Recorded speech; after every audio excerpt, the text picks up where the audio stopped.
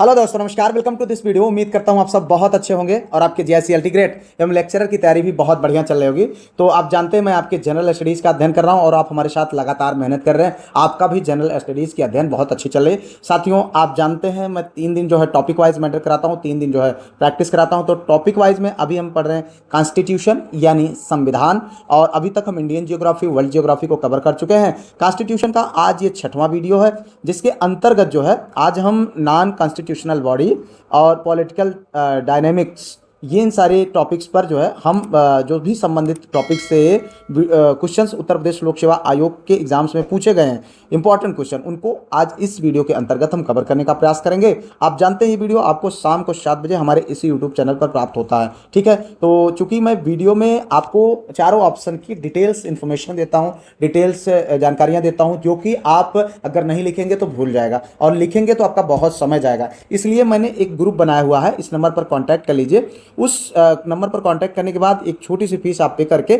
आप उस ग्रुप में जुड़ सकते हैं, जिसमें 3 दिन प्रैक्टिस होता है, 3 दिन जो है जीएस वाले टॉपिक वाइज कवर होता है, और जितना आपको 3-3 6 दिन पढ़ाया जाता है, संडे को उसको टेस्ट ले लिया जाता है, ठीक है, जिससे आपकी कंटिन्यूटी मेंटेन होती है। क्योंकि आप जानते हैं कि जीएस एक बहुत इंपॉर्टेंट पार्ट है, पर उसको हम बहुत डिटेल में नहीं कवर कर सकते। उसको पढ़ने का यही तरीका है, ठीक है, और स्मार्टली ही हम उनको कवर कर सकते हैं। आइए वीडियो को शुरू करते हैं, लेते हैं पहला क्वेश्चन है, भारत में राष्ट्रीय मानवाधिकार आयोग का गठन हुआ वर्ष आपको बताना है, किस वर्ष हुआ था।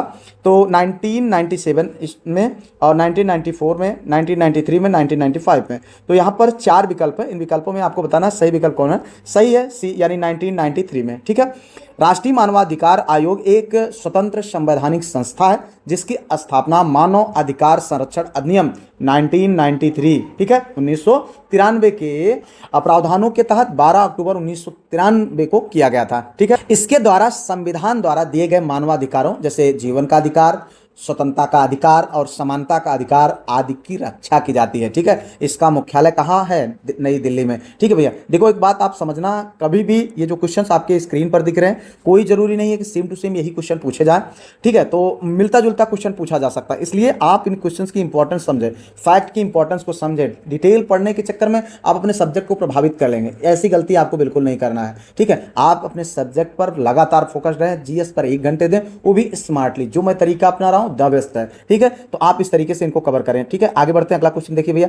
यह है, निम्नलिखित में से किस एक ने लोकपाल के पद के सृजन की संस्तुति की?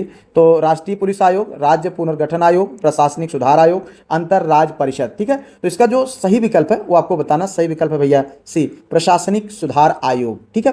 तो प्रशासनिक सुधार आयोग ने लोकपाल के पद के सृजन की संस्तुति की थी, ठीक है। प्रशासनिक सुधार आयोग का गठन सरकार द्वारा प्रशासन को अधिक कारगर बनाने के लिए किया जाता है, ठीक है। प्रथम प्रशासनिक सुधार आयोग 5 जनवरी 1966 यानी 1966 को नियुक्त किया गया था, ठीक है। दूसरा प्रशासनिक सुधार आयोग 31 अगस्त 2005 में, कब? 2005 को नियुक्त किया गया था। इसके अध्यक्ष वीरप्पा मोइली थे। कौन? वीरप्पा मोइली थे। प्रथम प्रशासनिक सुधार आयोग के अध्यक्ष श्री मोरारजी देसाई थे, ठीक है भैया। बहुत इंपॉर्टेंट क्वेश्चन है, आप उनको ध्यान रखें।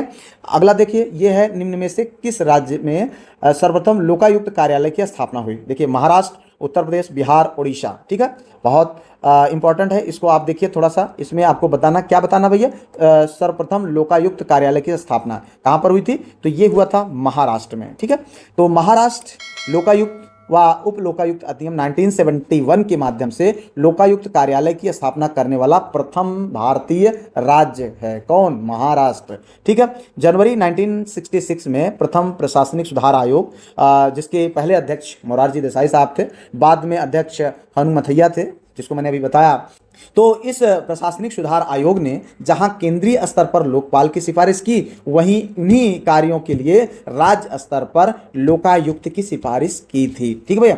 आगे बढ़ते हैं, अगला क्वेश्चन लेते हैं। यहां पर है, काका साहब कालेलकर आयोग संबंधित था किससे? आपको बताना है। अनुसूचित जाति से, पिछड़े वर्ग से, अनुसूचित जनजाति से, ईसाइयों से, ठीक है। तो इसका जो सही विकल्प है भैया वो है बी, यानी पिछड़े वर्ग से, ठीक है। सामाजिक एवं शैक्षणिक दृष्टि से पिछड़ों को संविधान के अनुच्छेद 340 में यह प्रावधान किया गया है कि इनको चिन्हित कर विभिन्न क्षेत्रों में विशेष अवसर दिया जाए, ठीक है। इसी के तहत 29 जनवरी 1953 को प्रथम पिछड़ा आयोग काका कालेलकर की अध्यक्षता में गठित किया गया। देखो भैया, क्वेश्चन पूछा जा सकता है क्या कि कब जो है प्रथम पिछड़ा आयोग का गठन हुआ था, तो 29 जनवरी 1953 यानी 29 जनवरी 1953 में। तो इस तरीके से आपको इन सारे फैक्ट को आपको कलेक्ट रखना है अगर एग्जाम में बेहतर करना है। ठीक है। आयोग ने अपनी रिपोर्ट जो है 1955 में केंद्र सरकार को सौंपा। अब ये भी क्वेश्चन बन सकता है कि कब रिपोर्ट सौंपा, 1955 में। तो ये गलतियां आपको नहीं करनी है, फैक्ट को रखना है। पीडीएफ ग्रुप ना ज्वाइन किए हो तो बिल्कुल भी देर मत करिए, ग्रुप ज्वाइन करिए, रेगुलर टेस्ट दीजिए, बहुत अच्छा करिए। ठीक है। बहुत मायने रखता है आपका ये जीएस वाला पोर्शन, लेकिन समय भी उससे ज़्यादा मायने रखता है। ठीक है। तो यहाँ पर देखिए अगला क्वेश्चन भैया क्या है, भारत में केंद्रीय सतर्कता आयोग की स्थापना क्या है, केंद्रीय सतर्कता आयोग की स्थापना निम्नलिखित में से किसकी सिफारिश पर की गई थी। भारत का प्रशासनिक सुधार आयोग, गोरवाला रिपोर्ट, कृपलानी समिति, संथानम समिति। ठीक है। तो इसमें सही क्या है, सही है भैया डी आपका क्या, संथानम समिति। ठीक है। तो भारत में केंद्रीय सतर्कता आयोग की स्थापना के संथानम समिति क्या है, के संथानम समिति पर की सिफारिश पर की गई थी। ठीक है। केंद्रीय सतर्कता आयोग जिसे सीवीसी भारत सरकार के विभिन्न विभागों के अधिकारियों कर्मचारियों से संबंधित भ्रष्टाचार नियंत्रण की सर्वोच्च संस्था है। कौन, सीवीसी। ठीक है। और इसकी स्थापना 1964 में की गई। कभी पूछा जा सकता है कि इसकी स्थापना कब हुई थी, तो 1964 में, इसलिए फैक्ट्स बहुत इंपॉर्टेंट है। सितंबर 2003 में संसद द्वारा पारित एक विधि द्वारा इसे जो है सांविधिक दर्जा प्रदान किया गया था। ठीक है। आगे बढ़ते हैं भैया, अगला क्वेश्चन लो। उससे पहले यार वीडियोस को लाइक वाइक कर दिया करो। ठीक है। लाइक करने में पैसा नहीं लगता है, इतनी मेहनत करता हूँ उसका, मैं क्या बताऊँ आपको। ठीक है। लाइक शेयर सब्सक्राइब हाइप ये सब कर लिया करो। ठीक है। मुझे लगता है आप लोग समझदार हैं, कहना ठीक नहीं लगता है। आगे बढ़ते हैं, ये अगला क्वेश्चन देखो भैया, निम्नलिखित पर विचार कीजिए तथा उसको सही कालक्रम में व्यवस्थित कीजिए। पहला है गोलकनाथवाद, दूसरा है केशवानंद भारतीवाद, और तीसरा है आपको 24वां संविधान संशोधन अधिनियम, और ये है चौथा 42वां संविधान संशोधन अधिनियम। तो आपको बताना है कि सही जो कालक्रम के अनुसार इनको व्यवस्थित करना कि यानी कौन घटना पहले हुई थी कौन बाद में हुआ था। तो इसमें देखो भैया थोड़ा सा इसका जो कूट है यहाँ पर दिया हुआ है 1 2 3 4, तो इसमें इसका जो सही है वो है पहला, यानी आप देखो इसमें सबसे पहले क्या हुआ था, गोलकनाथवाद। वो गोलकनाथवाद साहब जब इसका कब हुआ था, 1967 में। कब, 1967 में। ठीक है। अगर हम बात करें उसके बाद तीसरा नंबर आता है तो 24वां संविधान संशोधन अधिनियम, ये कब हुआ था, 1971 में। कब, 1971 में, 1971 में। ठीक है। ये हुआ था। अब केशवानंद भारतीवाद ये 1973 में। कब हुआ था, 1973 में। पूछा जा सकता है भैया, लिख लेना या फिर पीडीएफ ग्रुप ज्वाइन कर लो। ठीक है। 42वां संविधान संशोधन 1976 में। ये इस तरीके से आपका जो है यही सही कालक्रम है। ठीक है। आगे बढ़ते भैया अगला क्वेश्चन लेते हैं। यहाँ पर है निम्नलिखित में से कौन से आयोग या समिति की सिफारिश पर भारत में अंतर राज्य परिषद की स्थापना, बात हो रही है अंतर राज्य परिषद की स्थापना। ठीक है। तो ये पुंछी आयोग की सिफारिश पर, राजमन्नार समिति की, कोठारी समिति की, सरकारिया समिति की। तो आपको बताना है क्या है, डी ऑप्शन सही है, सरकारिया समिति। ठीक है भैया। देखिए भैया, भारतीय संविधान के अनुच्छेद 263 के अंतर्गत राज्यों के मध्य यानी एक राज्य से दूसरे राज्य तथा केंद्र एवं राज्यों के मध्य समन्वय स्थापित करने के लिए अंतर राज्य परिषद की स्थापना का प्रावधान किया गया। राष्ट्रपति यदि किसी समय यह आवश्यक समझे कि ऐसी परिषद का गठन सार्वजनिक हित में है तो वह इसका गठन कर सकता है। ठीक है। इसकी सिफारिश सरकारिया आयोग द्वारा की गई थी। किसके द्वारा, सरकारिया आयोग के द्वारा। ठीक है भैया। जिसके आधार पर वर्ष 1990 में पीबी सिंह के नेतृत्व वाली जनता दल सरकार द्वारा अंतरराज्यीय परिषद का गठन किया गया। और इसका अध्यक्ष कौन होता है, प्रधानमंत्री, जो पदेन प्रधानमंत्री होता है। आगे बढ़ते हैं भैया अगला क्वेश्चन। यहाँ पर देखो निम्नलिखित में से किसमें उच्चतर न्यायालयों के न्यायाधीशों की नियुक्ति में कार्यपालिका, विधायिका एवं मुख्य न्यायाधीश की भागीदारी की अनुशंसा की गई है। बताना है आपको कि जो है किसमें उच्चतर न्यायालयों के न्यायाधीशों की नियुक्ति में कार्यपालिका, विधायिका एवं मुख्य न्यायाधीशों की भागीदारी की अनुशंसा की गई। तो 4 विकल्प है, संविधान के कार्यान्वयन के पुनरीक्षण का राष्ट्रीय आयोग, राष्ट्रीय न्यायिक आयोग, द्वितीय प्रशासनिक सुधार आयोग, विधि आयोग का प्रतिवेदन। तो भैया सही है कौन, द्वितीय प्रशासनिक सुधार आयोग। ध्यान से समझिएगा मित्र, द्वितीय प्रशासनिक सुधार आयोग के द्वारा उच्चतर न्यायालयों के न्यायाधीशों की नियुक्ति में कार्यपालिका, विधायिका एवं मुख्य न्यायाधीश की भागीदारी की अनुशंसा की गई है। ठीक है भैया। आगे बढ़ते हैं, अगला क्वेश्चन लेते हैं। यहाँ पर है निम्नलिखित में से कौन सा युग्म सही सुमेलित नहीं है। ये देखो यहाँ पर आपको बताना है कौन सा सही सुमेलित नहीं है। तो ये संस्था है और ये संस्था का स्थापना वर्ष है, ठीक है। तो केंद्रीय अन्वेषण ब्यूरो 1963, भ्रष्टाचार निरोधक कानून 1965, केंद्रीय सतर्कता आयोग 1964, परिवर्तन निदेशालय 1956। तो आपको बताना है, देखिए इन क्वेश्चंस का क्या इंपॉर्टेंट है आप समझिए जरा। इस टाइप के क्वेश्चंस करने से आपके एक साथ में चार क्वेश्चन सही होते हैं, और आप जल्दबाजी में जब इन क्वेश्चंस के प्रैक्टिस करे होते हैं तो एग्जाम में ऐसी गलती नहीं करते, नहीं तो ये नहीं जो है ना गायब हो जाता है। और ऐसी छोटी छोटी गलतियां हम एग्जाम में करके आते हैं और छोटी ही गलतियां हमको सिलेक्शन से दूर करती हैं। तो ये गलती नहीं करिएगा, इसमें सब कुछ सही सुमेलित है सिवाय जो है तीसरे ऑप्शन को छोड़ करके। तो तीसरे ऑप्शन में अगर हम बात करें तो भ्रष्टाचार निरोधक कानून जो है 1988 में हुआ था। कब? 1988 में, 1988 में, ठीक है। आगे बढ़ते हैं भैया, अगला क्वेश्चन लेते हैं। यहाँ पर है भारतीय संविधान का कौन सा अनुच्छेद केंद्रीय सतर्कता आयोग का वर्णन करता है। अनुच्छेद 268, 280, 276, यानी आर्टिकल 268, 280, 276, ठीक है। तो यहाँ पर आपको बताना भैया जो सही विकल्प है क्या, ये देखो यहाँ पर उपयुक्त में से कोई नहीं। तो इसमें जो सही विकल्प है यही है, उपयुक्त में से कोई नहीं। देखो केंद्रीय सतर्कता आयोग केंद्रीय सरकार के अंतर्गत सभी सतर्कता गतिविधियों की निगरानी करता है, ठीक है। इसमें क्या पूछा गया क्वेश्चन, भारतीय संविधान का कौन सा अनुच्छेद केंद्रीय सतर्कता आयोग का वर्णन करता है। तो इसमें जो है जो सतर्कता आयोग सरकार द्वारा 1964 में संथानम की अध्यक्षता वाली भ्रष्टाचार निरोधक समिति की सिफारिशों पर जो है स्थापित किया गया था, और संसद द्वारा अधिनियम केंद्रीय सतर्कता आयोग अधिनियम 2003 द्वारा इसे सांविधिक दर्जा प्रदान किया गया, ठीक है। यह आयोग भ्रष्टाचार की जांच करने की शक्ति रखता है। इसका वर्णन संविधान के किसी अनुच्छेद में नहीं है, ठीक है। तो कंफ्यूज नहीं होना है भैया। आगे बढ़ते हैं, अगला क्वेश्चन लेते हैं। ये है सूची 1 को सूची 2 से सुमेलित कीजिए, सही उत्तर का चयन कीजिए, ठीक है। देखिए भैया ये है विचारधाराएं, ये है राजनीतिक दल, देखिएगा यह है हस्तक्षेप की नीति वाला, यहाँ पर मिलाया गया है प्रजा समाजवादी दल, लोकतांत्रिक समाजवाद ये स्वतंत्र दल, अतिवादी जो है समाजवादी ये साम्यवादी, वैज्ञानिक समाजवाद संयुक्त समाजवादी दल। तो ये विचारधारा बताया गया, ये राजनीतिक दल है। आपको इसका जो है सही सुमेलित करना है। तो देखिए कूट भी दिया गया है ये ऐसे ऐसे, ठीक है। तो इनमें जो सही विकल्प है वो आपको बताना है। सही है भैया ए, यानी 2 1 4 3। क्या है? 2 1 4 3, 2, ठीक है। उसके बाद फिर 1, फिर उसके बाद 4, फिर उसके बाद 3। देखिएगा ध्यान से समझिएगा मित्र, जो हस्तक्षेप की नीति वाला जो है ये किससे संबंधित है? स्वतंत्र दल से, ठीक है। लोकतांत्रिक समाजवाद ये किससे संबंधित है? प्रजा समाजवाद दल से, ठीक है। अतिवादी समाजवाद ये संयुक्त समाजवादी दल से है, ठीक है। और वैज्ञानिक समाजवाद ये साम्यवादी दल से संबंधित है, ठीक है। तो ये विचारधारा ऐसे भी क्वेश्चन बन सकते हैं। आइए आगे बढ़ते हैं, अगला क्वेश्चन देखिए भैया।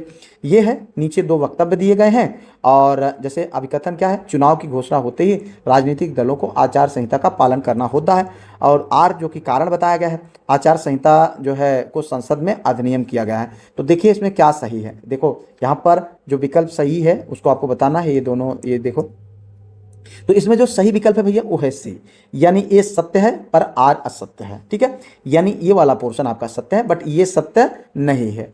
ध्यान से समझिएगा मित्र, निर्वाचन आयोग चुनाव की घोषणा के उपरांत उम्मीदवारों एवं राजनीतिक दलों पर चुनाव आचार संहिता तत्काल लागू हो जाती है, ठीक है। चुनाव प्रचार के दौरान चुनाव लड़ने वाले राजनीतिक दलों एवं उम्मीदवारों से यह अपेक्षा की जाती है कि निर्वाचन आयोग द्वारा लगाए गए आचार संहिता का पालन करे, ठीक है। आचार संहिता राजनीतिक दलों के लिए नियमों का एक समूह है जो उनकी सहमति से लागू किया जाता है, ठीक है। सबसे पहले 1960 में केरल विधानसभा चुनाव के दौरान इसे लागू किया गया। भैया क्वेश्चन बन सकता है क्या कि अब सबसे पहले आचार संहिता कब लागू हुआ था? 1960 में। कौन से चुनाव में? केरल विधानसभा चुनाव में, ठीक है। 1962 के लोकसभा चुनाव में पहली बार इसको जो है चुनाव आयोग ने इस जो है सभी मान्यता प्राप्त जो राजनीतिक दलों ने वितरित किया कि भैया लागू करना है, ठीक है। 1967 से यह संपूर्ण रूप से लागू कर दिया गया, इसको आपको ध्यान रखना है। आगे बढ़ते भैया, अगला क्वेश्चन लेते हैं। ये देखिए भैया यहाँ पर है निम्नलिखित में से कौन, ठीक है, निम्नलिखित में से कौन आज भारत की दलीय व्यवस्था की एक सामान्य विशेषता नहीं है? तो इसको देखिएगा मित्र, ये जो है आपका इसमें 4 विकल्प, दलों का विखंडन एवं ध्रुवीकरण है, थोड़ा सा फॉन्ट सही नहीं होने की वजह से सही से नहीं लिखा है, ध्रुवीकरण है, इसको आप ये समझें। अधिकांश दलों का आधार वैचारिकी है व राष्ट्रीय हित से प्रेरित है। व्यक्तित्व उन्मुख राजनीतिक दल, राजनीतिक दलों का अनियंत्रित विकास। तो इसमें आपको बताना है कौन सा सही विकल्प है। ठीक है, क्या बताना है आपको? भारत की दलीय व्यवस्था की एक सामान्य विशेषता नहीं है, विशेषता नहीं है, यही आपको बताना है। ठीक है, तो इसमें जो सही विकल्प है वो है डी, यानी अधिकांश दलों का आधार वैचारिक है वह राष्ट्रीय हित से प्रेरित है। ठीक है, तो ये है, बाकी ये जो है नहीं है, बाकी कहने का मतलब ये तीनों होता है। ठीक है, दलों का विखंडन एवं ध्रुवीकरण होना, व्यक्तित्व उन्मुख राजनीतिक दल, राजनीतिक दलों का अनियंत्रित विकास, ये सब चीज़ें हैं, बट ये नहीं है। हालांकि ऑप्शन में हमारे क्या सही है, चूंकि नहीं पूछा है तो इसलिए हमारा ऑप्शन भी सही है, ध्यान कंफ्यूज नहीं होना। आगे बढ़िए, अगला क्वेश्चन देखिए भैया, ये है आपका क्वेश्चन नंबर 14। सूची 1 को सूची 2 में सुमेलित कीजिए। सही उत्तर आपको बताना है। सूची 1 क्या है? ये सूची 2 है, भारत के राष्ट्रपति। ठीक है, राज्यपाल की नियुक्ति, ये भैया राज्य के राज्यपाल, संस्थाओं के निर्वाचन, राज्य का मुख्यमंत्री, राष्ट्रपति द्वारा नियुक्त, भारत के उपराष्ट्रपति। तो आपको बताना है सूची 1 को सूची 2 से सुमेलित करना है। यहाँ पर कूट दिया हुआ 1 3 2 ये सब करके। ठीक है, तो इसमें आपका सही विकल्प क्या है उसको आपको बताना। सही विकल्प भैया डी, क्या है? डी, 4 3 1 2। क्या है? 4 3 1 2, 4 फिर उसके बाद 3 फिर उसके बाद 1 फिर उसके बाद 2। देखिए यहाँ पर भारत के राष्ट्रपति क्या है? निर्वाचन मंडल द्वारा निर्वाचित किए जाते हैं। ठीक है, भारत के राज्यपाल राष्ट्रपति द्वारा नियुक्त किए जाते हैं। किसके द्वारा? राष्ट्रपति के द्वारा। ठीक है, राज्य के मुख्यमंत्री राज्यपाल नियुक्त करता है, जनता चुनती है, नियुक्ति कौन करता है? राज्यपाल करता है। भारत के उपराष्ट्रपति सांसदों द्वारा निर्वाचित होते हैं। ठीक है, अभी जैसा कि हमारे जो लेटेस्ट उपराष्ट्रपति चुनाव हुआ उनके द्वारा, उनको जो है सांसदों के द्वारा निर्वाचित किया गया। ठीक है, यहाँ पर देखें, आगे बढ़े अगले क्वेश्चन की ओर। तो ये है अगला क्वेश्चन, निम्नलिखित युग्मों में से कौन सा एक सही नहीं है, मतलब सही सुमेलित नहीं है, आपको बताना है। तो देखिए यहाँ पर भैया ये है आपका राज्य और ये है विधानसभा सदस्य की संख्या, यानी कितने, कौन से राज्य में कितनी विधानसभा की सीटें हैं। तो यहाँ पर उत्तराखंड में 70, गोवा में 40, उत्तर प्रदेश में 403, मणिपुर में 62। तो इसमें जो सही नहीं सुमेलित है वो कौन है? वो भैया है मणिपुर। मणिपुर में 62 नहीं है, बल्कि कितने हैं? 60 सीटें हैं। मणिपुर में 60 सीटें हैं, बाकी गोवा में 40 है। ठीक है, ये सही है। उत्तराखंड में 70 है, ये भी सही है। उत्तर प्रदेश में 403 है, ये तो सब जानते हैं। ठीक है, आगे बढ़ते लेते हैं। अगला क्वेश्चन ये है, निम्न में से कौन से श्रम संबंधी अधिनियमों को मजदूरी संहिता 2019 में सम्मिलित किया गया है? आपको बताना है। यहाँ पर 4 अधिनियम दिए गए हैं और एक कूट के माध्यम से आपको बताना है कि कौन सम्मिलित किया गया है। तो यहाँ पर 1 2 या फिर 2 3 या 1 2 4 या फिर 1 2 3 4, यानी सभी। तो आपको बताना सही विकल्प क्या है। सही विकल्प भैया तीसरा है, यानी ये भी शामिल है, ये भी शामिल है और ये भी शामिल है, बट ये शामिल नहीं है। ठीक है, तो यहाँ पर ये आपका सही विकल्प होता। आप थोड़ा सा देखिएगा कि ये जो संहिताएं हैं, जैसे न्यूनतम मजदूरी अधिनियम, ये कब आया था? ठीक है, न्यूनतम मजदूरी अधिनियम 1948 में। कब? 1948 में। अगर हम बात करें जो है ये बोनस भुगतान अधिनियम, तो ये 1956 में। कब? 1965 में, 1965 में। ठीक है, अगर हम बात करें न्यूनतम मजदूरी अधिनियम, वो 1948 में। ठीक है, और अगर हम बात करें समान पारितोषिक अधिनियम, तो ये है 1965 में। कब? 1965 में। तो ये आपका होता है। अब बात अगर हम करें जो है संविदा श्रम अधिनियम, इसमें जो है सम्मिलित नहीं है। ठीक है, आगे बढ़ते हैं भैया अगले क्वेश्चन की ओर। ये है आपका, निम्न में से कौन से पदाधिकारियों को हटाने में संसद की भूमिका नहीं होती है? तो यहाँ पर उच्च न्यायालय के न्यायाधीश, उच्चतम न्यायालय के न्यायाधीश, अध्यक्ष संघ लोक सेवा आयोग या भारत के नियंत्रक एवं महालेखा परीक्षक। ठीक है, आपको बताना है कि नीचे दिए गए कूट में से सही उत्तर आपको बताना है। ठीक है, तो 1 2 और 3 4 या फिर 1 2 3 या फिर केवल 3। तो आपको बताना है कि कौन जो है में से कौन से पदाधिकारियों को हटाने में संसद की भूमिका नहीं होती है। तो आपको इसमें संसद की भूमिका को बताना। तो सही विकल्प है भैया डी, यानी 3। ठीक है, केवल 3 में जो है, यानी अध्यक्ष जो कि संघ लोक सेवा आयोग का, इसमें संसद की भूमिका नहीं होती है। थोड़ा सा समझिएगा बात को यहाँ पर। अब आप कंफ्यूज मत होइएगा, कई लोग सोचेंगे कि यार ये सही विकल्प डी बता रहे हैं और इसमें गोला कर रहे हैं, तो इसमें क्या लिखा गया? केवल 3। तो यहाँ पर कंफ्यूज नहीं होना है। ठीक है, थोड़ा सा समझिएगा। उच्चतम न्यायालय के न्यायाधीश को हटाने की प्रक्रिया का उल्लेख संविधान के अनुच्छेद 124(4) में है। किसमें है? 124(4) में दिया गया है। जबकि उच्च न्यायालय के न्यायाधीश को हटाने के लिए अनुच्छेद 217 में प्रावधान किया गया है। किसमें? अनुच्छेद 217 एक में, ठीक है। उच्चतम एवं उच्च न्यायालय के किसी न्यायाधीश को हटाने की प्रक्रिया शुरू करने के लिए प्रस्ताव लोकसभा के कम से कम 100 सदस्यों या राज्यसभा के 50 सदस्यों द्वारा पेश किया जाता है, ठीक है। किसी न्यायाधीश को तब तक नहीं हटाया जाएगा जब तक जो है साबित कदाचार या असमर्थता के आधार पर उसे हटाए जाने के लिए संसद के प्रत्येक सदन द्वारा अपनी कुल सदस्य संख्या के बहुमत द्वारा तथा उपस्थित और मत देने वाले सदस्यों के कम से कम 2/3 बहुमत द्वारा समर्थित समावेदन राष्ट्रपति के समक्ष उसी सत्र में रखे जाने पर राष्ट्रपति के आदेश द्वारा भारत के नियंत्रक और महालेखा परीक्षक को हटाने की प्रक्रिया सर्वोच्च न्यायालय के न्यायाधीश को हटाने की प्रक्रिया के समान ही होती है। लेकिन लोक सेवा आयोग के अध्यक्ष को हटाने की प्रक्रिया का उल्लेख अनुच्छेद 317 में दिया गया है, लेकिन उसका संबंध जो है यहाँ इससे मतलब नहीं है, ठीक है। संसद से उसका मतलब नहीं होता। आगे बढ़ते भैया, अगला क्वेश्चन यहाँ पर है, किसने कहा भारत एक अर्ध संघात्मक राज्य है? किसी ने कहा? Lord Bryce, Ivoire ginning, H.J. Laski, K.C. Wheeler, ठीक है।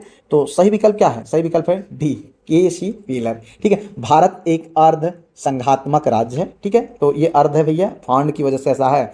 भारत एक अर्ध संघात्मक राज्य है, यह कथन K.C. व्हीलर का है, जबकि D.D. बसु के अनुसार भारत का संविधान एकात्मक तथा संघात्मक का मिश्रण है। किसके अनुसार? ये भी क्वेश्चन बन सकता है भैया कि D.D. बसु ने क्या कहा था भारतीय संविधान के बारे में। तो क्या कहा था? भारतीय संविधान को उन्होंने कहा था कि भारत का संविधान एकात्मक तथा संघात्मक का मिश्रण है, ठीक है। आगे बढ़ते हैं भैया, अगला क्वेश्चन देखिए यहाँ पर। अब देखो ये झुआ भर का क्वेश्चन है ये देखिए, नीचे 2 वक्तव्य दिए गए हैं जिनमें एक कथन 1 है, दूसरा कारण आर है, ठीक है। तो कथन 1 क्या है? भारत वन सेवा का अस्तित्व 1963 में राज्यसभा की संस्तुति का परिणाम है, ठीक है। कारण आर क्या है? राज्यसभा अपने उपस्थित एवं मत देने वाले सदस्यों के 2/3 यानी 2/3 बहुमत से एक या अधिक अखिल भारतीय सेवाओं को निर्मित कर सकती है। अब आपको बताना नीचे दिए गए कूट में से सही उत्तर चयन करना है, ठीक है। तो यहाँ पर देखिए ए एवं आर दोनों सत्य हैं तथा आर ए की का जो है सही स्पष्टीकरण है, ठीक है। अभी बात हो रही ए और आर दोनों सत्य हैं पर आर सही स्पष्टीकरण नहीं है। आर ए सत्य है, आर असत्य है, ए सत्य है, आर असत्य है, ठीक है। तो राम नाम सत्य इसको करना है, आपको बताना है सही विकल्प क्या है। सही विकल्प आपका यहाँ पर है बी। क्या है? बी, ठीक है। ए तत्व एवं आर दोनों सत्य हैं पर आर जो है सही स्पष्टीकरण नहीं है। तो भारतीय प्रशासनिक सेवा और भारतीय पुलिस सेवा के साथ भारतीय वन सेवा यानी IFS, ठीक है, 3 अखिल भारतीय सेवाओं में से एक है, ठीक है। भारतीय वन सेवा अखिल भारतीय सेवा अधिनियम के द्वारा बनाया गया है। आगे बढ़ते लेते हैं अगला क्वेश्चन भैया, ध्यान से समझिएगा। निम्नांकित में से कौन सा युग्म सुमेलित नहीं है? आपको बताना है। देखो ध्यान से, यह है संसद जिसका आपको सुमेलित करना युग्म बनाया गया है लोकसभा एवं राज्यसभा, ठीक है। अब बात हो रही है कार्य एवं समान न्याय का अधिकार, जो कि राज्य के नीति निदेशक तक, थोड़ा सा यहाँ पर उल्टा लिखा गया है, आप इसको समझ लीजिएगा, ठीक है। अल्पसंख्यकों के हितों का संरक्षण, जिसका वर्णन कहा है मूल अधिकार है जिसको मानते हैं, और राष्ट्रीय ध्वज एवं राष्ट्रगान का सम्मान, जो कि एक मूल कर्तव्य है। तो इस तरीके से आपका ये क्वेश्चन है, आपको इसमें बताना है कौन सा सही सुमेलित नहीं है। तो सही सुमेलित नहीं है भैया ए। संसद जो है वो 3 तत्वों से मिलकर बना है, लोकसभा, राज्यसभा और राष्ट्रपति, ठीक है। और अगर हम बात करें कार्य एवं समान न्याय का अधिकार, तो क्या है? वो नीति निर्देशक तत्व है, जो राज्य का नीति निर्देशक तत्व है, ठीक है। मतलब राज्य के नीति निर्देशक तत्व में है। और अल्पसंख्यक के हितों का संरक्षण की अगर हम बात करें तो ये मूल अधिकार है, ठीक है। अगर हम बात करें जो है राष्ट्रीय ध्वज एवं राष्ट्रगान का सम्मान, तो यह क्या है? मूल कर्तव्य है, ठीक है। आगे बढ़ते हैं भैया, अगला क्वेश्चन लेते हैं। NRI का पूर्ण रूप है national research institute, non resident Indian और naval research institute, nuclear research institute. तो सही विकल्प आपको बताना है। सही विकल्प है भैया बी, यानी नॉन रेसिडेंट इंडियन, ठीक है, यानी NRI, जो कि भारत में नहीं विदेश में रहते हैं लेकिन नागरिक भारत के होते हैं। NRI का पूर्ण रूप जो नॉन रेसिडेंस इंडियन है, जिसका तात्पर्य जो है अनिवासी भारतीयों से है। भारत के ऐसे नागरिक जो भारत से बाहर किसी अन्य देश में निवास करते हैं, उन्हीं को कहा जाता है, ठीक है, अनिवासी। आगे बढ़ते हैं, अगला क्वेश्चन। भारतीय राष्ट्रपति और प्रधानमंत्री किस देश के राज्य प्रमुख की प्रतिकृति हैं? USA, USSR, स्विट्जरलैंड, ब्रिटेन, ठीक है। तो यहाँ पर आपको सही विकल्प बताना है, तो सही विकल्प है भैया डी, किसका? ब्रिटेन। ठीक है, राष्ट्रपति और प्रधानमंत्री किस देश के राज्य प्रमुख की प्रतिकृत है? ध्यान से समझिएगा मित्र, भारतीय राष्ट्रपति और प्रधानमंत्री जो कि ब्रिटेन यानी इंग्लैंड देश के राज्य प्रमुख की प्रतिकृति है। ठीक है, तो भारत एवं ब्रिटेन दोनों देशों में कैबिनेट, प्रधानमंत्री और मंत्रिमंडल के कुछ सदस्यों से मिलकर बनी सरकार सामूहिक निर्णय लेने वाली संस्था होती है और नाम का राज्य प्रमुख होता है, जिसे महारानी या राष्ट्रपति कहते हैं। वहां पर महारानी या महाराजा, यहाँ पर राष्ट्रपति अपने यहाँ कहा जाता है। आगे बढ़िए, अगला क्वेश्चन ये है, द आइडिया ऑफ जस्टिस पुस्तक के लेखक कौन है? John Locke, J.S. मिल, जॉन लॉक्स, अमर्त्य सेन। तो आपको बताना है भैया सही विकल्प क्या है। सही विकल्प यहाँ पर है डी, यानी अमर्त्य सेन। थोड़ा सा फॉन्ट की गलती की वजह से है ऐसा। द आइडिया ऑफ जस्टिस नामक पुस्तक के लेखक अमर्त्य सेन साहब हैं। इनको जो है 1998 में अर्थशास्त्र का नोबेल पुरस्कार तथा 1999 में भारत रत्न पुरस्कार से सम्मानित किया गया है। ठीक है, आगे बढ़ते हैं, लेते हैं अगला question, the political philosophy of Mahatma Gandhi. इसका लेखक कौन है? तो लेखक है, आपको बताना है कौन विकल्प सही है। G.L. Nanda, B.R. Nanda, G.N. Dhawan. ठीक है, उपयुक्त में से कोई नहीं। तो सही विकल्प है भैया यहाँ पर आपको बताना, सही विकल्प है सी, G.N. धवन। कौन? G.N. धवन। ठीक है, the political philosophy of Mahatma Gandhi पुस्तक के लेखक G.N. धवन साहब हैं, जिन्हें फुल फॉर्म जिनके नाम का गोपीनाथ धवन है। ठीक है, अगर हम बात करें the political philosophy of Mahatma Gandhi के लेखक एंटोनी J. पैरेल भी इसी शीर्षक की पुस्तक लिखे हैं।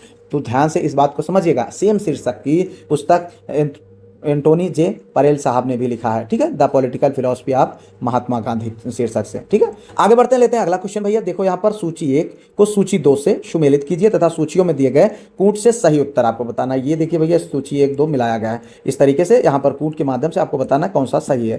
तो इसमें समझिएगा मित्र, इसका जो सही विकल्प है वो है ए। कौन? 2 1 4 3। ठीक है, 2 1 4 3। देखो यहाँ पर 2 फिर 1 फिर 4 फिर 3। तो इसमें क्या है? नए राज्यों का गठन, भारतीय अनुच्छेद 3 में वर्णन है। ठीक है, अगर हम बात करें नागरिकता की तो भारतीय संविधान का भाग 2 इससे संबंधित है। अगर हम बात करें मौलिक अधिकार का तो संविधान का भाग 3। अगर हम बात करें प्रशासनिक अधिकरण की स्थापना का तो ये संबंधित है किससे? अनुच्छेद 323 आगे बढ़ते लेते हैं अगला क्वेश्चन, मतदान का अधिकार का उल्लेख हमारे संविधान के किस अध्याय या भाग में है? ठीक है, आपको बताना, मूलाधिकार, राज्य व्यवस्थापिका, केंद्र व्यवस्थापिका निर्वाचन या केंद्रीय व्यवस्थापिका निर्वाचन। सही विकल्प क्या है? डी, यानी आपका निर्वाचन। तो यहाँ पर बताना है मतदान का अधिकार जो है हमारे संविधान के निर्वाचन अध्याय से संबंधित है, जो कि निर्वाचन संबंधी प्रावधान संविधान के भाग या अध्याय हम कह सकते हैं 15 में अनुच्छेद 324 से 329 का में दिया गया है। मतदान का अधिकार इसी भाग के तहत आता है। ठीक है, अनुच्छेद 326 के अनुसार जिसकी आयु 18 वर्ष से कम ना हो और जो किसी विधि के अधीन अनिवास या चित्त विकृत अपराध या भ्रष्ट आचरण के आधार पर आयोग ना घोषित किया गया उसे मतदाता सूची में नाम दर्ज करवाने का अधिकार है।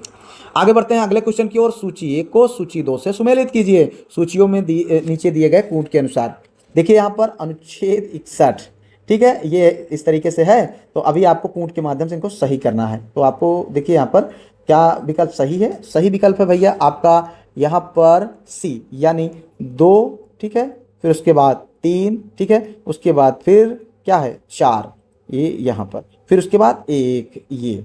ठीक है, देखिए थोड़ा सा सही सुमेलित क्या है। अनुच्छेद 61 जो कि राष्ट्रपति पर महाभियोग से संबंधित है। ठीक है, महाभियोग लगाकर उनको पद से हटाने का। अनुच्छेद 67 खा, ठीक है, जो कि उपराष्ट्रपति को हटाने से संबंधित है। अनुच्छेद 94 जो कि स्पीकर को हटाने से संबंधित। अनुच्छेद 90 राज्यसभा के उप सभापति को हटाना, यानी जो सभा है हमारी उसके जो सभापति होते हैं, सभापति तो हमारा उपराष्ट्रपति होता है, लेकिन जो उप सभापति होते हैं उनको हटाने का प्रावधान अनुच्छेद 90 के थ्रू किया गया है। ठीक है, तो आगे बढ़ते हैं अगले क्वेश्चन की ओर। ये है भैया, नीचे 2 वक्तव्य दिए गए हैं क्या, जिनमें एक कथन ए है और दूसरा कारण आर है। ठीक है, कथन ए, भारत के लिखित संविधान, कथन कारण क्या है आपका, शक्तिशाली क्षेत्रीय दलों का विकास क्षेत्रीय आकांक्षाओं का संकेतक है। तो आपको बताना है इसमें सही विकल्प क्या है। सही विकल्प ये मतलब इस कूट के अनुसार आप, चूंकि ये देखिए यहाँ पर ए और आर दोनों सत्य है, आर ए का सही स्पष्टीकरण है, ए आर दोनों सत्य हैं पर आर सही स्पष्टीकरण नहीं है, ये सत्य है आर सत्य है, इस तरीके से। तो आपका सही विकल्प क्या है?